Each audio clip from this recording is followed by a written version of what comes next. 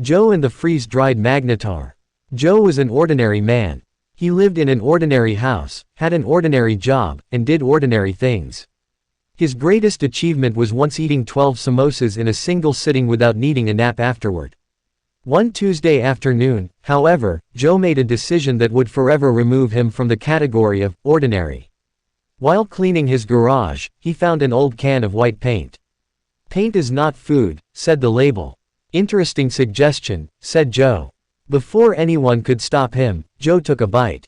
The paint tasted exactly as terrible as one would expect. Joe immediately regretted his life choices. Then something strange happened. The garage began vibrating. The paint can glowed. A nearby spoon bent itself into the shape of a question mark. Joe sneezed. When the sneeze ended, Joe was no longer entirely Joe. According to every scientific instrument within 100 kilometers, he had somehow become a walking ball of freeze-dried magnetar. This made absolutely no sense. A magnetar is an incredibly dense stellar object. A freeze-dried magnetar is somehow even less sensible. Yet there Joe stood. He was still shaped like Joe.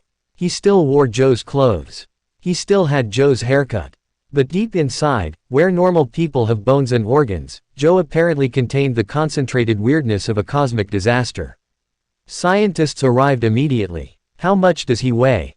asked one researcher. "The scale exploded." "That's not helpful," said another.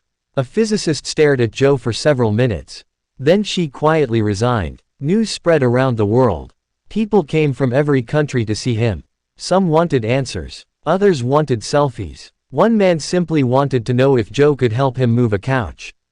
Joe couldn't. Every time he tried lifting anything, the object became scientifically confused and refused to participate.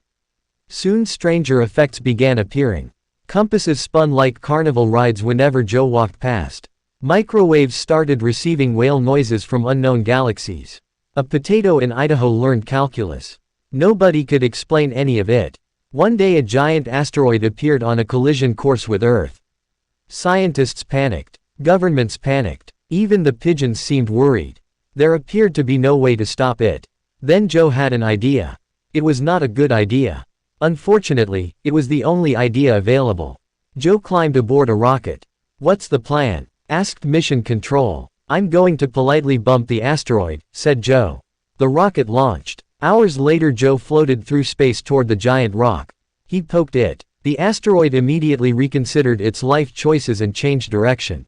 Earth was saved. Joe became a hero. Parades were held. Statues were built. One statue accidentally became sentient and asked for vacation days. Years passed. Joe got used to being a freeze-dried magnetar. He learned to avoid hospitals, particle accelerators, and anything labeled, "Do not touch." Life was mostly peaceful. Then one evening Joe found another can of paint. This one was bright green. The label read, "Do not eat." "Seriously? We mean it this time." Joe stared at the can. The can stared back. Somewhere, every scientist on Earth suddenly felt nervous for no reason. Joe smiled. What's the worst that could happen?